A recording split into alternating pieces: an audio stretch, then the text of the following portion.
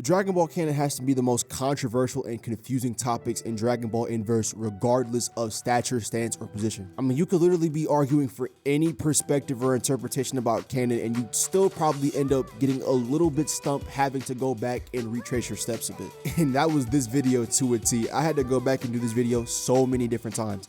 But yeah, for years it's been debated on what is canon and what isn't. Are the movies canon? Is GT canon? Are the video games canon? Well, in this video, I'm going to be breaking it down from beginning to end, detailing every single canon timeline from the manga all the way to things like Xenoverse, Super Dragon Ball Heroes, and everything under the sun. With that being said, let's get into it. Now, before we go over the actual Dragon Ball media itself, I think it's best to go over the actual term canon and what it means. Now, I don't really think these definitions contradict each other, so I'm going to be using them hand in hand. As you can see, they both come from Oxford, so yeah, it's just like readily available for you. So anyone telling you that the manga is the only thing canon in Dragon Ball, they're lying to you. Anything that is officially accepted as genuine material is canon. So that means the anime, canon, the movies, canon, GT, canon, the games, canon. If it's licensed officially, it's canon. Now, the bigger question becomes, what are these things canon to? Now, the entirety of the Dragon Ball lore, everything from every timeline stretching from the main timeline to Xenoverse and everything under the sun, is housed in the Dragon Ball history. The Dragon Ball history is comprised of timelines, and these timelines stretch out to infinite in number. So let's go over them and discuss what's canon and what's not. The first is the main timeline. The chronological order goes as such, starting with Gia, which was created in 2010 by Akira Toriyama and goes over an alien coming from the Galactic Patrol named Gia. Then you have Dragon Ball Minus, which is Toriyama's revised version of Bardock's death and Goku's departure to Earth. Then you have Jocko, the Galactic Patrolman, which goes over his adventures and his relationship with Titan Bulma. Then you have the original Dragon Ball manga, the Dragon Ball Z movies Battle of Gods and Resurrection F. Then you have Dragon Ball Super's manga, and in tandem with this, you have the movies that I mentioned previously and Dragon Ball Super Broly.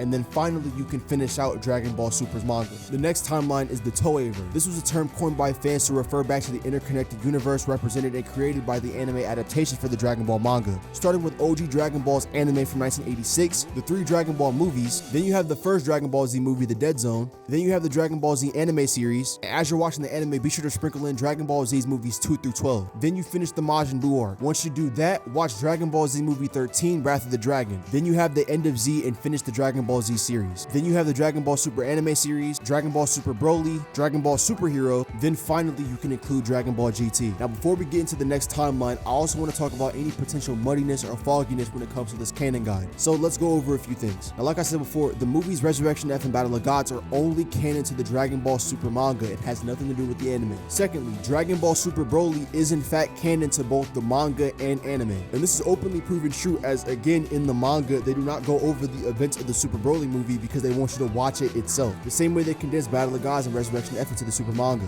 And here's the last kicker: whether or not GT and Super exist in the same continuity. Now, to me, I'm a firm believer of yes, it does. However, if you don't agree with this, that's perfectly fine. Because unlike the Super anime, Dragon Ball GT has a solidified spot in the toeiverse. But as confirmed by Akira Toriyama's World of Dragon Ball exhibit done by Shueisha, it's openly confirmed that the Dragon Ball Z anime continuity, the toeiverse, includes both Super and GT inside of it. However, when you look at the manga timeline just done a few years later, it's openly shown to us that GT is not accounted for. Next, we have Trunks' parallel world, which is obvious. I don't think I need to go too much in detail about this, but let's just go over it. This timeline is the original Dragon Ball timeline where Trunks never interfered in saving the gang from Frieza and King Cold. Goku died of a heart virus, everybody got wiped out by Android 17 and 18, and the only warriors left around to fend off the android threat was Trunks, Gohan, and Bulma. It's there where Gohan dies, Trunks then becomes a Super Saiyan, and then after that, he then fights the androids again, gets pieced up, and goes back to the past to get help. Then you have Cell's timeline, the one where he kills future Trunks and then steals his time machine and goes back to the past. Then there's another timeline where Trunks goes back to his future and proceeds to use the emergency remote shutdown as a means to destroy his 17 and 18, which leaves him absent for the fight with Perfect Cell in the Cell games, and basically the Z fighters fight him alone. Alright, it's about to get real confusing. Buckle up and lock in, okay? So there exists another timeline where there's another Trunks. This timeline goes into Cell's timeline, the one where Cell kills future Trunks, right? Another one, okay? He then goes there and then proceeds to go back to his own timeline and never goes back to Cell's timeline. So basically this Trunks just went back to fight future King Cold and future Frieza and then proceeds to go back to his home and never comes back to Cell's timeline again. Then there's Goku Black's timeline, which is literally just the main timeline except for the fact that Beerus never kills Zamasu in this timeline. Zamasu then kills Gowasu, takes the time ring, and then proceeds to go to get the Super Dragon Balls to make the bodily switch between him and Goku. He then makes the switch and then proceeds to kill Goku inside of Zamasu's body, Chi-Chi, and Goten. Then the timeline gets worse because as Trunks goes back to the past to be able to get help for Goku Black, he then proceeds to create even more timelines by basically making the Z-Fighters aware of Zamasu's existence and Zamasu aware of Goku's existence before they were supposed to be. Not only that, because Beerus killed Zamasu, it affected the main timeline and the timeline we're talking about right now, respectively. Now, depending on the anime or manga, this new timeline that I'm about to mention is created in two different ways. In the anime, this timeline is created by Whis telling Beerus to go back to another timeline and kill Zamasu before he becomes a problem. However, in the manga, this timeline was created because Trunks and Mai went into the time machine and went back to save Shin from being killed, which inadvertently saved Beerus from being killed. Now, keep in mind, there's also a Trunks and Mai in that timeline that they went to go save Shin in, so obviously they're going to encounter themselves. And these duplicates are the ones that show up in the Prison Planet saga to Super Dragon Ball Heroes. And there are just multiple other timelines that were created from like different effects as chain reactions or just things of the sort that I'm not going to mention in this video because like that'll make this video from 10 minutes to 25. But yeah, like the timeline work in Dragon Ball is crazy. Now again, like I mentioned before, there are an infinite amount of timelines, but based on our numerical count, we can get off at least 76 million, which means if somebody was to destroy the entire Dragon Ball history, this would literally be the scale for it. I know. This would then beg the question, what are stories like Dragon Ball Xenoverse, Dragon Ball Heroes, and Dragon Ball Kakarot even canon to? Allow me to explain. Starting with Super Dragon Ball Heroes, the promotional anime made to literally showcase and highlight Super Dragon Ball Heroes, the game, and yeah, I'll go over what it's canon to right now. This anime is a soft sequel, but also a standalone, if that makes any kind of sense. So basically, when it comes to Super Dragon Ball Heroes, this is confirmed to be the continuation of the Dragon Ball Super anime.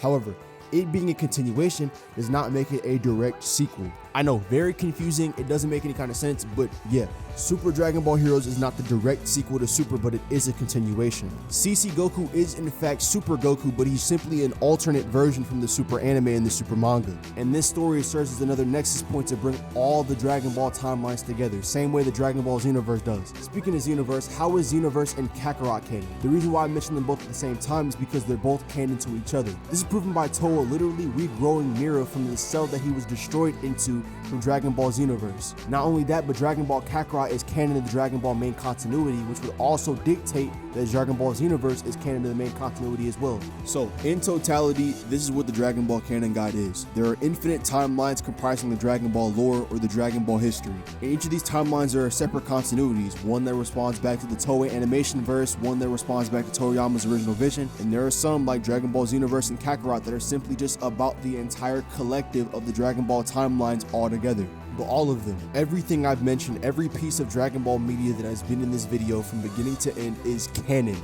They're just separate, but they are canon. Anyone thinking GT isn't canon or the movies aren't canon because of their inconsistencies, that's a Nirvana fallacy. They were explained and shown to us and intended to be canon to each other. Anyone thinking the movies in GT don't take place in the same timeline as the manga, you're right, 100% right. It takes place in a different dimension, but Toriyama never calls them non-canon. Again, these things taking place in separate timelines and separate spaces do not account for them being non-canon, folks.